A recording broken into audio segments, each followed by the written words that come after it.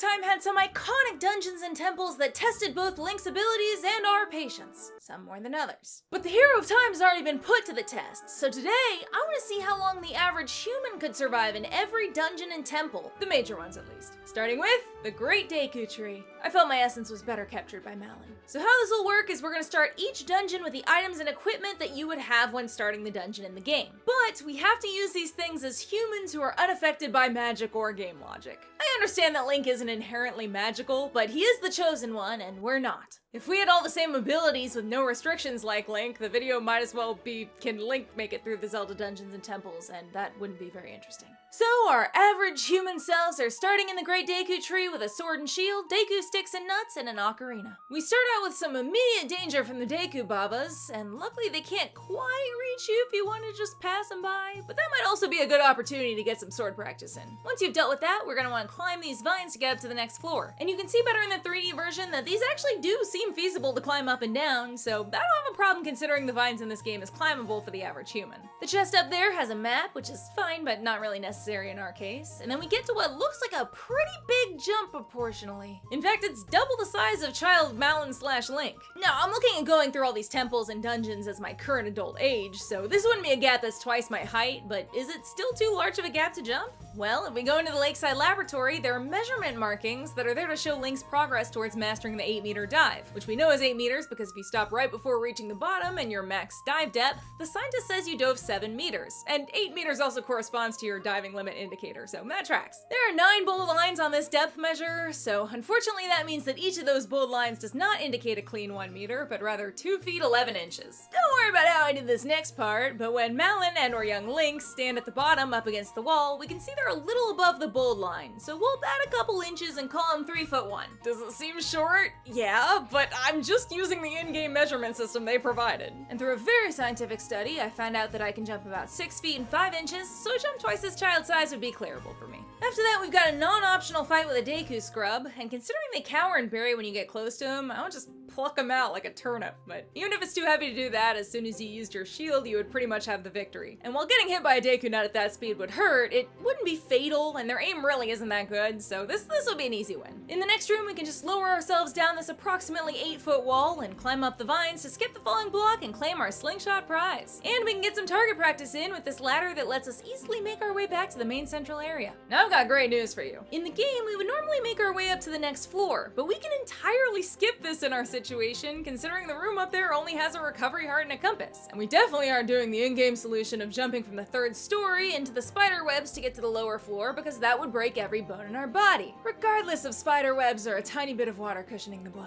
Instead, we can just use a Deku stick to get all those gross cobwebs out of the way and then make our way down using the vines. Watch out for the golden Skulltula. Once we're down on this level, we get rid of these spider webs too. You can use fire if you want to, I guess. We defeat another Deku scrub and get a code, and then in the next room, honestly, I think you can get up there from the water, but going through the in-game motions works too. At this point in the game, it's not like you have any strength-enhancing gauntlets or anything, so this block is probably fine to be pushed by the average human, considering Link doesn't need anything to push it. So we'll make our way up. Nothing really too challenging in this room. Light the torches, on you go. Now, these next enemies would be absolutely terrible to have to encounter, but they don't seem to be biting you or anything, just body slamming. And you can evade them with some ease, so I'm gonna say you can work up the courage to take them out with your sword eventually. Then we're presented with another problem, tiny crawl space. Adult Link famously can't go through these crawl spaces. But wait? I mean, they're on their hands and knees and still have plenty of room, so maybe we could squiggle through like we're spelunking. Well, let's return to our measurement system. If we look at the width of young Link's shoulders, each of these small marks is about 3.5 inches. So if we multiply 3.5 by 3.5, his shoulder width would be about 12.25 inches. And it seems like there's definitely enough room to fit 2 young Links in there, so I'm gonna say that the gap is about 24.5 inches wide. And look,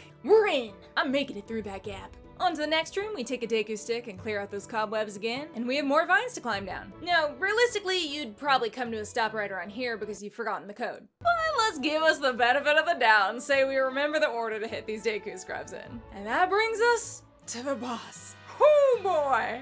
Well, you would probably start by having a mild panic attack, so I'm gonna account for some time of running around screaming, "Oh my god, oh my god, oh my god!" After that, you'll need some time to dry heave as it lays giant eggs in front of you. But you've faced these before, and I believe in you. You can kill them. Will you have a heart attack when Goma lands and starts approaching you? Maybe. I don't know your medical history, but this is life and death here, so I think you would work up the courage to slingshot them in the eye and strike them when they're down. That's right, run, you coward. Take a couple laps from around, and then at this point, it's just rinse and repeat. You're used to this at this point. You can do it. You can beat Goma. Sure, you'll come out the other side different, but I think a human can make it through 100% of the Great Deku Tree. Very strong start. But next we have Dodongo's Cavern. Our first potential issue comes up immediately, as we have to use a bomb flower to break down this wall. Now, while young Link needs the Goron's bracelet to pick up the bomb flowers, us as adults do not. But would that blast be fatal? Would this be like hugging a hand grenade in close quarters? Not exactly. While bombs in Zelda may seem stronger than a real-life grenade, seeing as they can break boulders while actual grenades cannot, they're actually different enough in their design where they wouldn't necessarily be as deadly. The key difference is that grenades are designed to harm people, not break rocks. So most of a grenade's energy goes into expelling shrapnel and blast pressure waves, which may be deadly to its live targets, but is inefficient at cracking stone. Zelda bombs do still produce a damaging shockwave, nearby victims prove that, but they don't affect large areas and they don't appear to fragment, which would especially make sense for the bomb flower considering it's a plant. Also, note that Zelda bombs can't break any rock, only particular walls and boulders that are shown to be pre-cracked. It's possible, looking at the designs of the different stones, that the walls may be something akin to limestone, while the breakable objects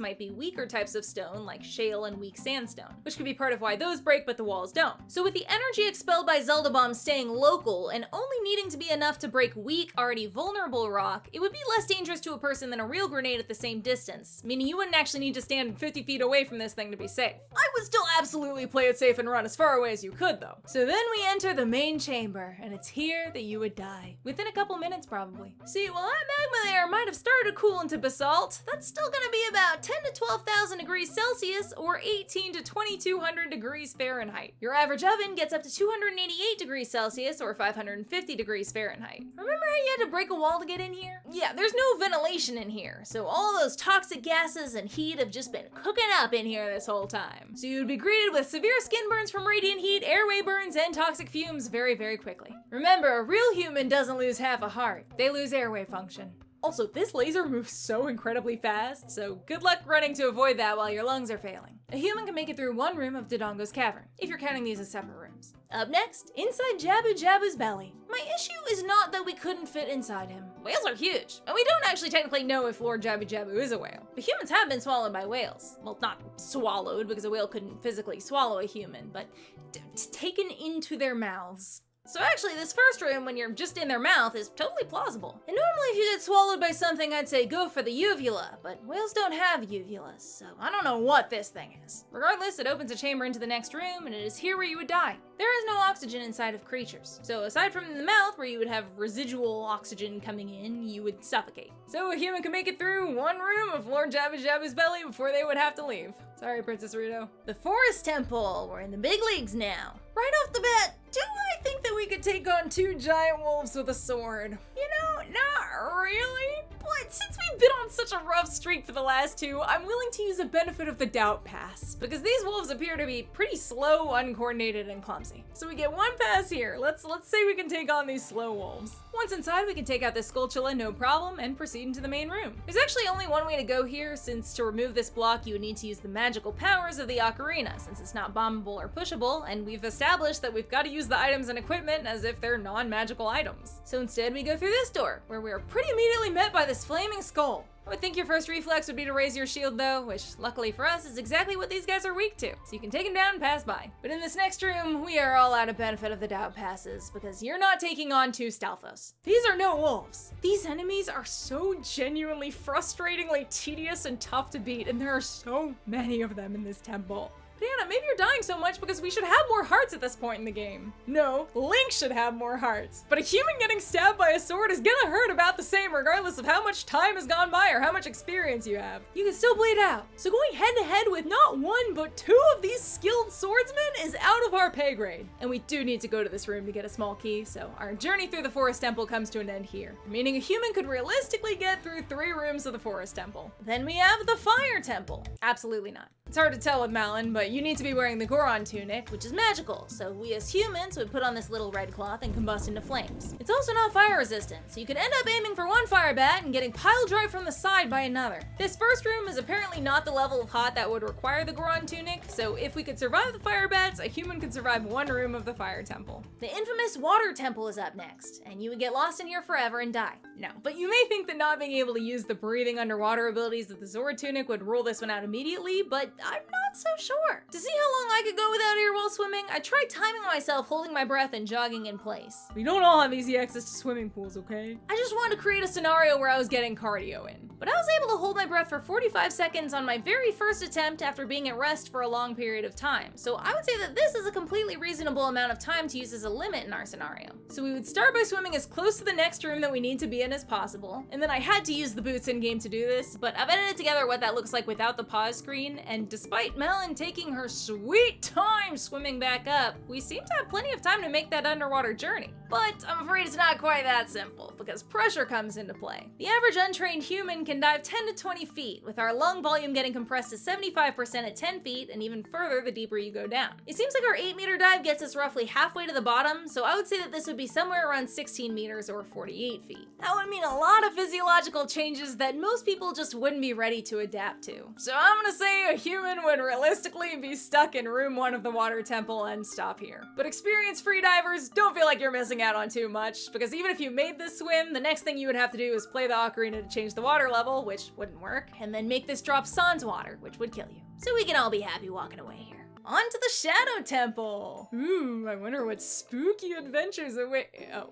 Well, that's an issue. Years ago, the game theorists made a very compelling argument that using the hookshot realistically would, at the very minimum, break the bones in Link's hand and dislocate his shoulder, and potentially do a lot worse. Even if the numbers I would use might differ slightly, I still think that it would hold up that using a hookshot with this amount of force in real life would dislocate your shoulder. And then with your dislocated shoulder, you're expected to pull your full body weight up this ledge? We're going straight down this pit. But considering we wouldn't be able to use the Lens of Truth anyway since it uses magic, it wouldn't have been very fun to have to feel our way around the walls of the Shadow Temple anyway. One wrong guess at this puzzle and you'd be dead either way. So a human couldn't even make it through the first room of the Shadow Temple. Woof. Maybe we'll have more luck with the Spirit Temple. Okay, so first things first, don't get smashed in the face by a pot. It wouldn't kill you, but it would not be a pretty sight. We've got to crawl through one of these tight spaces again with an extremely intimidating view of the other side. Now, I decided that to get the most accurate version of aiming our slingshot, I shouldn't Z-target, since we as humans can't Z-target and aim perfectly like that. And look how that worked out for me. Well, okay, so this room with the fire bats would admittedly be really tough, because these bats come at you.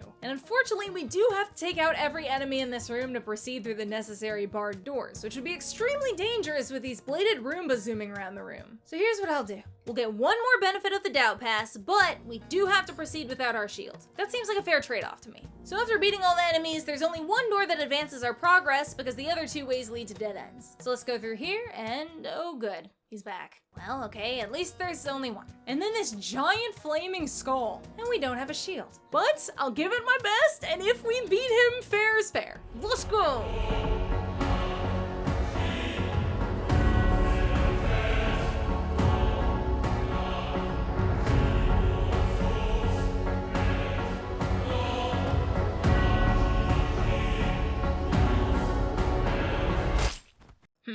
Okay, one more time.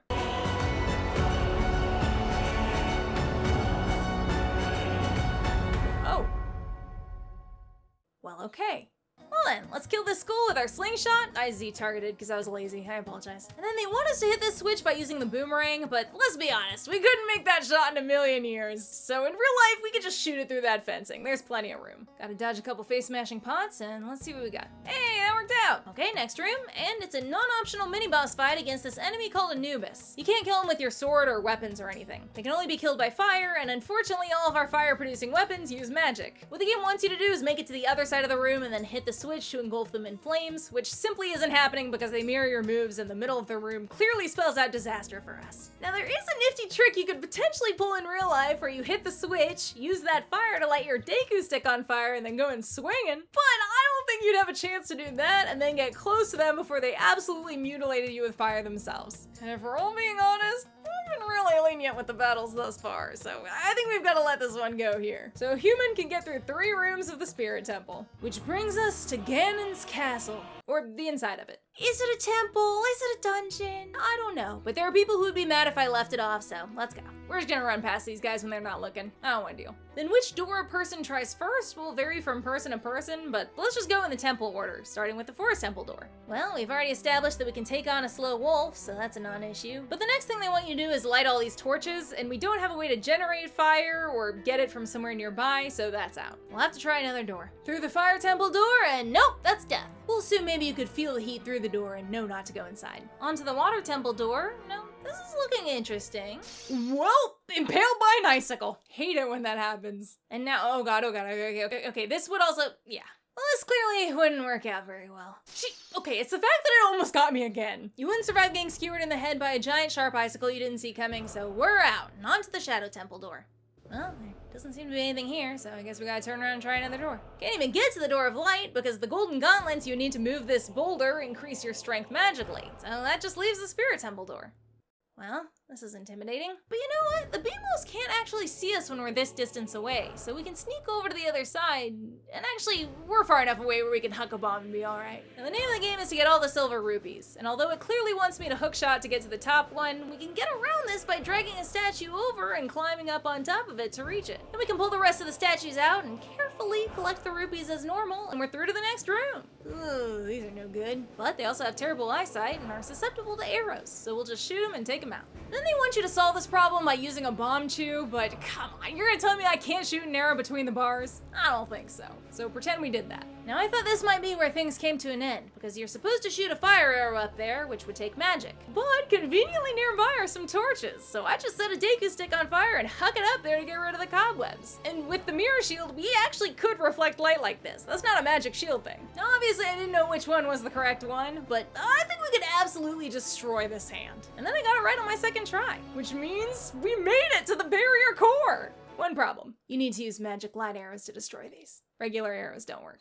So, guess that's where we call it. So a human can make it through 1, 2, 3, 4, 5 rooms in Ganon's castle before there's really nothing else they can do. Well, bad news is that aside from the Great Deku Tree, we're really bad at surviving dangerous places. The good news is that it was never our job to save Hyrule, and that's why Link makes the big rubies. What other Zelda games do you think have dungeons or temples that a human would have an easier time with? Let me know. And if y'all like my videos where I see how the average human would fare in video game worlds, be sure to subscribe, because there are more coming down the pipeline. Now, if you'll excuse me, I have to go finish writing my Malon fanfic. But I'll see you on the next one. Bye!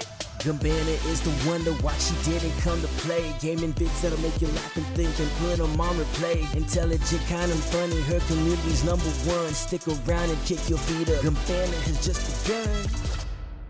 Now, if you'll excuse me, I've got to go finish writing my Shrek and Malon fanfic. Not Shrek.